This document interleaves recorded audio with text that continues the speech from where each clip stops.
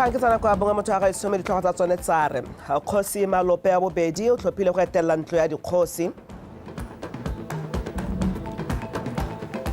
Dipuisano gareng ga kompone ya mono ya koporase ya motlakase le koporase ya motlakase ya Zambia go rekisa lefatshe la Zambia motlakase wa maranga letsatsi le wa magala di tsweletse fa lebala le go la setšhaba le tswetswe go dira dipaakanyo.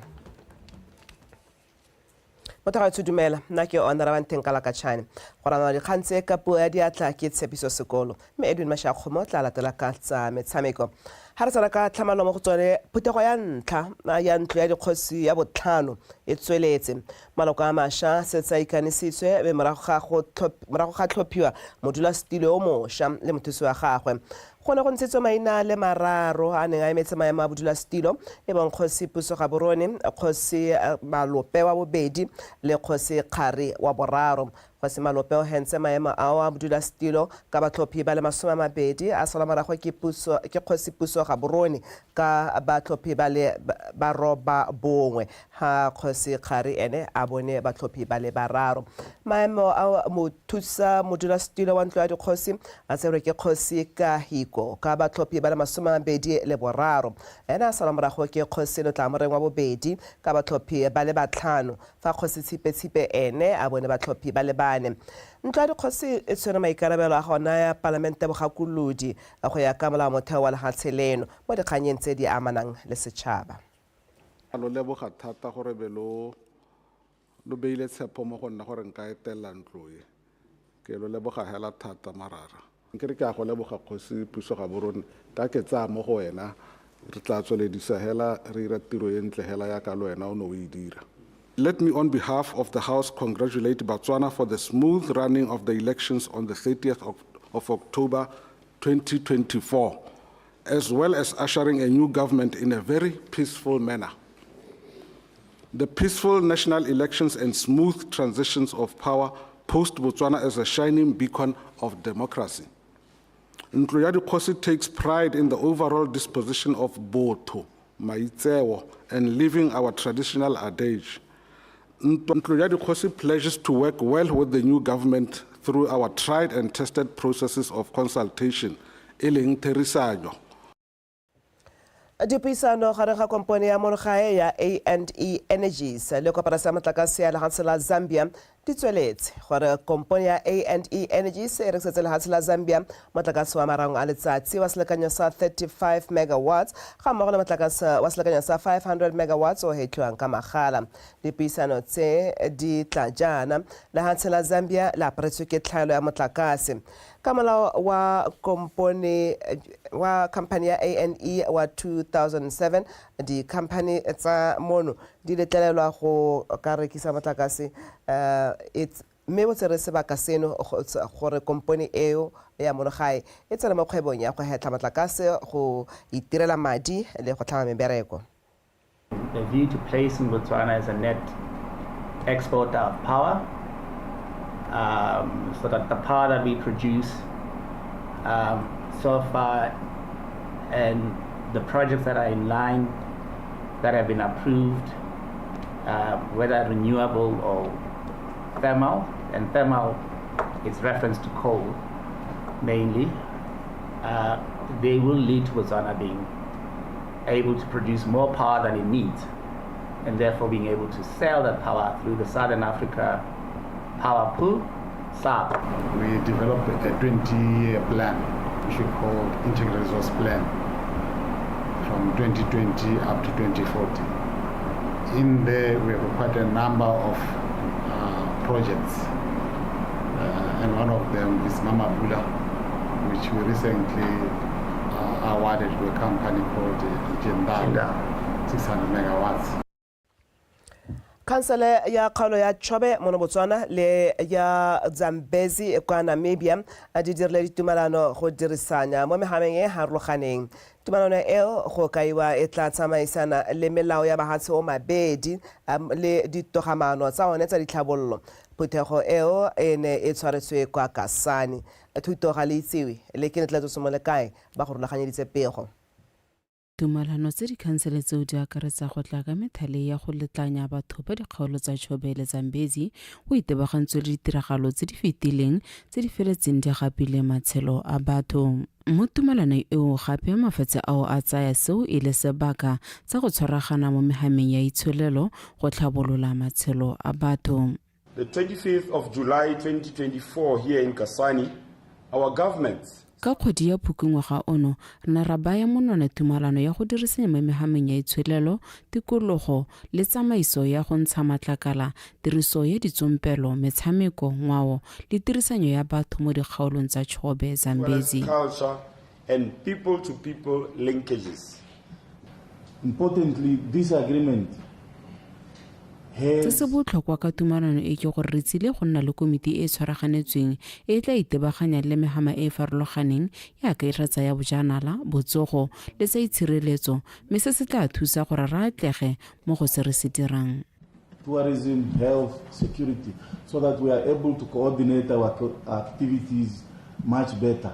Batho ba dikgaolo tsa Chobe le Zambezi ba tsogakala ba na le tirisanyo mmogo, mme jaanong tirisanyo ya mafatshe a Namibia le Botswana e tla thusa go tla ka ditlhabololo tsa sennalaruri go akolwa ke batho ba kgaolo eo. Our outcome should be that of strengthen and create a prosperous and sustainable future for our populations. There are areas of focus that we need to look at. If we are looking at agriculture, Maikaelelo a rona ke gore re aga bokamoso jwa batho ba rona go na le mehama e mengwe e re tshwanetseng ra itebaganya le yone ya akaretsa ya temothuo le tiriso ya maranyane go nosetsa dijalo, selo se se ka thusa gore go nne le dijo tse di lekaneng le go thama mebereko mo kgaolong. to boost food security and nutrition of our people, or any agricultural activities to unlock the unemployment that is facing the two regions or districts. Tshwaragano eo e solofetse go nonosa botsalano jwa dingwaga tse di 34 jwa tirisanyo gareng ga mafatshe a Botswana le Namibia. Ke letleletswe Tiro ya go aga mafaratlhatlha namisa Messi ya mathangwane mo selekanyong sa 90% gore e wediwe. Tiro eo e itebagantse le go tlhabolola seemo sa phatlalatso ya metsi kwa metseng ya Mathangwane, Makobo, Natale, Jamataka le Chadibe. Abigail Madorobo ka dintlha. Tiro ya go gokela metsi e simolotse ka kgwedi ya Tlhakole monongwaga, mme ne e solofetse go wediwa ka kgwedi e hitileng, mme ka madiadia lebaka le le neng le beetswe konteraka e dirang tiro ya okediwa ka kgwedi tse 3. Mme Masalela a re go atolosa dikgwedi go dirile gore go nne le koketsego ya madi go tswa kwa 94 million pula go ya kwa 101 million pula.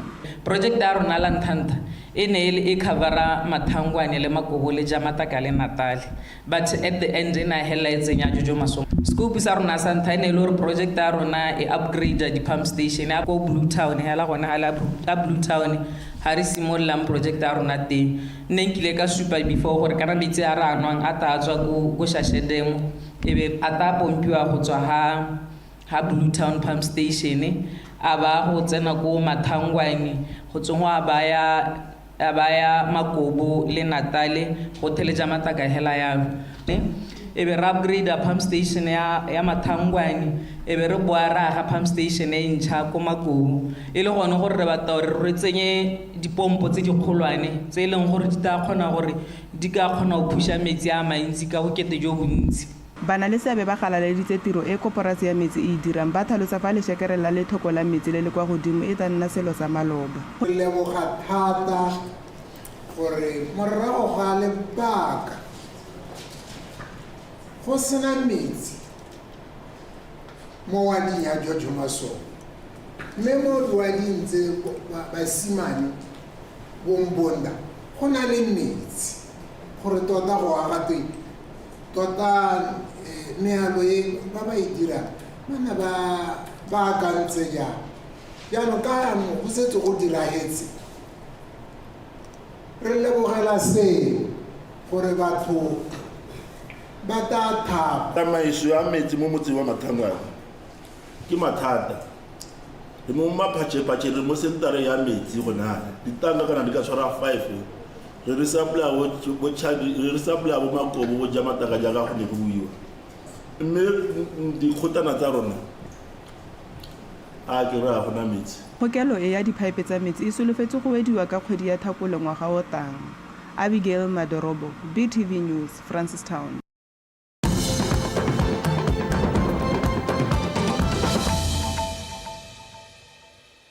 Balakanyang tse dingwe tse di latelang re ga o Palelwe Ronald ke ene modulasetulo mošwa wa khansele ya Okavango yo sa tswang go tlhophiwa mo ditlhophong tse a neng a sena moganetsi tse di neng di tshwere maabane mme o thusiwa ke re Brian Samoka yo le ene a le a sena moganetsi. Re Ronald o ikanne go tla gore o tla kharametsa gore ditiro tse di mo kgaolong eo tse di sa welang di fediwe. O tsweletse ka go netehatsa gore ditiro tse di botlhokwa jaaka ditsela di tla hela ka nako mme ka madi a di abetsweng. Jaaka le khansele e ikemetseng ka nosi jaanong re Ronald o solofeditse go isa ditirelo tse di tokagetseng ko setšhabeng mo pusong e eteletsweng pele ke UDC. Makhanselara ba ne ba ikanisiwa jaaka ha ba simolola tiro ya bone ya dingwaga tse 5 tse di tla tlang. Go tswa go ya pele ra go leka gore diprojekte tsa rona tsotlhe tse e le gore di saletse ko morago di le mo NDP 12 DDP 9 kana re bua ka tse e le gore di na le madi a tsone gore di dire di te di hele ka nako. Mme ke dira tiro e ke na le bo honorable councillor ba e le gore ke bone ba etaba ba eteletse dikomiti ba nkgakula ka nako tse tsotlhe. Re sologetsa gore mo puso e ntšha ya UDC re dumela gore sengwe le sengwe se tla dirwa ka nako se hele ka nako gore batsadi ba rona ba te ba benefite mo se ba se tlhokang. Project tse gongwe nka dira sekai sa project ya landfill. Landfill ke project e le gore gongwe re ka ema ka dinao thata gore re isale morago ka gore matakala a mantsi thata mo kgaolo ya rona. Mme hela ka lebaka la gore ga re na landfill e ka accommodate matakala gore dira gore matakala a palwe gore re ka tlhokomela ka tsela e ntsi ya. Le tse dingwe di-project tsa ditsela re gauge le dipula ditsela tse di kgolwane le tse di mo motseng ra go di sala morago gore di dirwe ka nako e re e dumalaneng. Mme ke dirisana le makhanselara po CS le maphata a ke tabo ke nana mo Okavango District Council.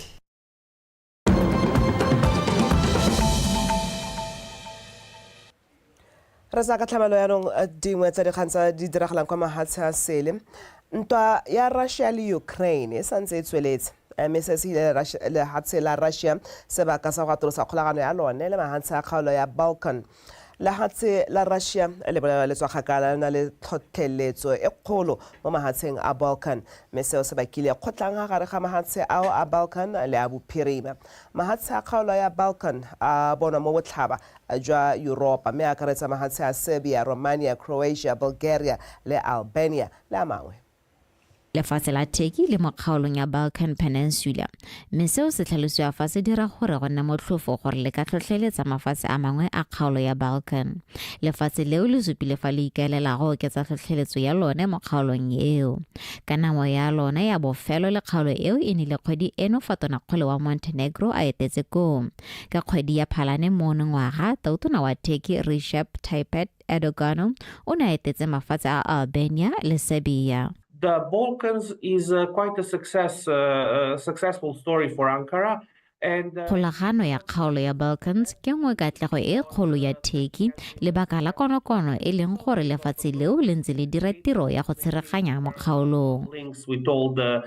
With all the governments and all the ethnic groups. Lefatshe la Turkey le tsweletse ka go godisa botsalano jwa lone le la Serbia le go dumelwana le tswa kgakala le tlhotlhelediwa ke la Russia. Definitely, Russia has always used Serbia for its own strategic interest. The problem is Putin. Lefatshe la Russia le ntse le dirisa la Serbia go dira ditiro tsa lone. Bothata jaanong ke gore re Putin o kwa fetse ntswa go na le bagogi kwa Serbia ba ba mo letlhakoreng la Russia. Favor the Russian policy. Matshosetsi a seemo sa thitibalo se se iketlang kwa kgaolong ya Balkan go bolela fa lefatshe la Turkey sebaka sa go oketsa le go tisa kgolagano ya lone le mafatshe a kgaolo e le go nonotsa sesole sa koo. Turkey does have a military presence in the Balkans. It has boots on the ground. by virtue of participating in NATO and EU peacekeeping. Turkey e na le maswele kwa kgaolong ya Balkan ka gore ke leloko la NATO ebile e dirisana le maloko a kagiso a European Union. Ka nako e nngwe gape Turkey e tla dirisa sebaka sengwe le sengwe go atolosa kgolagano ya one mo kgaolong.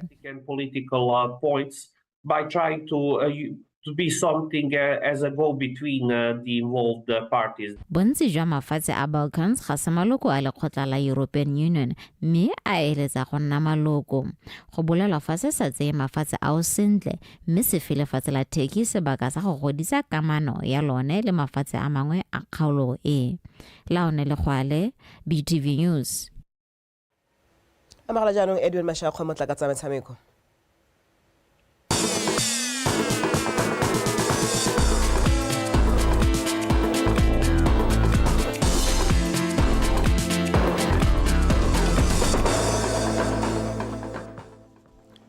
tla go leboge one tsatsi ke la bone Sedimonthole a le 19 mothuetso tsa phutholotse diphukaletse tse phailela madume go lona ka lerato tsere a re gatoga fa ya pele gatileng teng ka tsa metshameko na ke Edwin Mashakgo metsone tsare mokabedi wa lekgotla la Botswana National Sport Commission Tuelo Serufo a re ba ne ba patelesega go tswala lebala legolo la setšhaba mono ga borone ka jana moalo wa lone o setsi o fitilwe ke nako ka ntlha ya dipaakanyo tseo lebala leo le tla nama le sa dirisiwe go fitla kgwedi ya Mopitlo ya ngwaga o tlang Victoria Dakin ka dintlha. Dipaakanyo tseo di solofetse gore fa di tla bokhutlong lebala legolo la setšhaba le kgona go tshegetsa dikgaisano tsa mafatshe ntle le makgwere ape.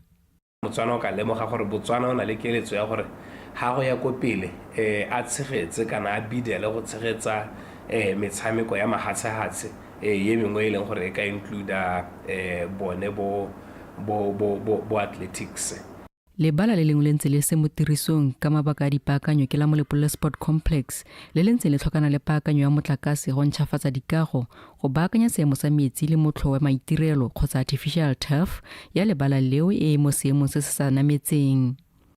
Ka maswabi e bata madi a mantsintsi a leng gore ga rena nao mo bogompienong gore re baakantse dilo tse dingwe go sa baakangwa turf re na le tshologelo mme ya gore gongwe e tare mo financial year e tabeng e tsena ya 25-26 ra bona letseno le re ka kgonang go baakanya kana go tsenya turf ye ntšha ko Molepolole le ko di-stadium tse dingwe tse di tshwanang bo Serowe tse e leng gore le tsone di a dirisiwa mo Premier League le di-division tse dingwe tsa football a rona.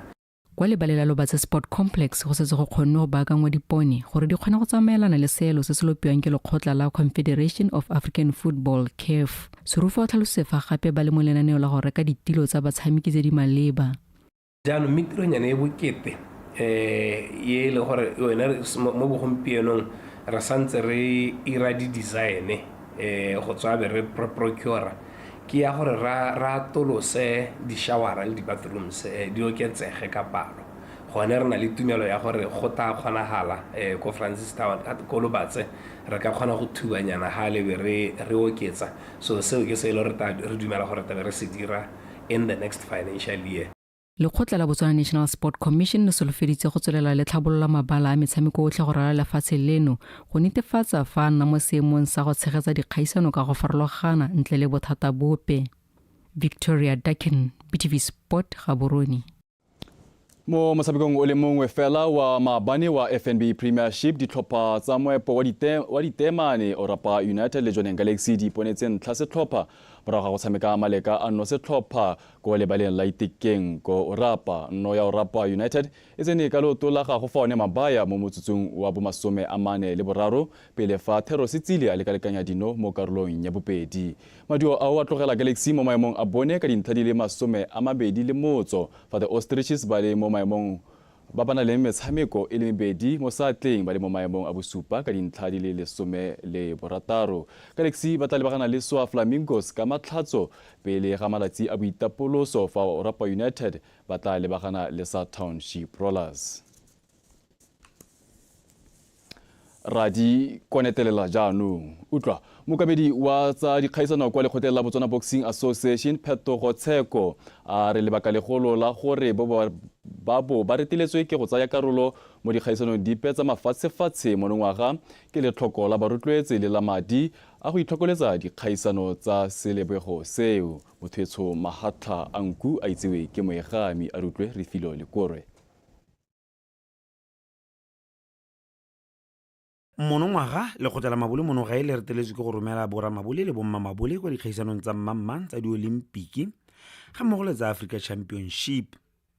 Tsheko o tsweletsa a tlhalosa fa letlhoko la madi le bapaleditse go tshegetsa ikatiso ya ditlhopha tsa setšhaba. 2024 ga ra receive enough money ya ka pele re amogele gongwe 900,000 or 1 million.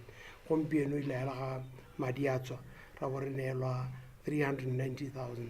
Mo e leng gore that 390,000 or it's only six tournaments aba hedile. Since July up to now re ntse re tshameka hela ka go mpampetsa re tsa kwa le kwa di voting tse dingwe tsa e leng gore gompieno ga re di ne di sa re kgontshe le gone gore ga re bata go baakanyetsa national team re ka e bitsa or 2 weeks or 3 weeks kana you can't prepare team in a week time o bo so hela gore wa go nna le madua a botoka o ka lebella hela seemo hela gore le ga re simolla re a di qualifying re ne re simolla re sena madi ne re simolla re tshwara kwa le kwa re kopa kwa le kwa me re hela ile gore re kgona go gone ko me camp tsa rona mo gae di ne di se enough. Le fa go ntse jalo le go tlaleola mabole le se le simolotse go baakanyetsa paka e tlang jaaka mo nakong eno ba le mo dipuisanong le tsamaisang metshameko mono gaela BNSC ga mmogo le dikhamphane tse di ikemetseng go bafa dithuso tsa madi. 2 weeks back or 3 weeks back re ne re na le puthego le mother body e leng ba Botswana National Sports Commission re ba kopa gore the way ba re neela madi ka teng ba leke go go tsholetsa me re sa lebella bone hela re setse re na le mekwalo e setse re rometse ko dikompone re tela go sale go swa gore kana re simolla setha se seswa kana ngwa go moswa re kopa thuso tsone tseo le rona gape re ipakanyeditse gore our camps re ano gaela ya ka go tabo go tswa calendara ya mahatshehatsi supa gore se sta bo sele ka dikana se sta bo sele kana re ipolletse gore la ga gore sena madi re a go bitsa bana nako e sa le teng re kampane re ba kolote re kampane re ba bolaise tala mme gone re a go bitsa bana ba sa le teng re a go bitsa di-coach ba nako e sa le teng gore re kgone go tsena mo campeng go sana le nako e leng jalo go tla la Botswana Boxing Association le reteletswe go iponatsa go dikgaisanong tsa mafatshefatshe monongwaga ba ile fa ba le mo maemong a mantle a go gaisana mo ngwageng o tlang ka jana ba kgonne go ribolla basamiki ba le mmalwa ba ba tswang kwa tlase ba batla iteisanang borathana ka botswa pelo. Refilo Lekorwe, BTV Sport, Gaborone. Mothwetsho Marakana Mosha ga ola le nageng a tsanako ya bongwe re dibe khutlo go nefa tile boge jalo morwa re tshepiso sekolo o neng a ranola jalo ka puo ya diatla tše masha khomo tše tswa thobeng tše le phepa one rabanteng kalakachane o mogatla putsane go ta go ritela jalo thulaganyo ya Botswana Connect ka uralo e bola bodibentlo ya ga masha khomo tše re matla khomo ko dumela o etse mhata sediba tlholantso berka ka bonatla bone kopila le botswerere modimotšo.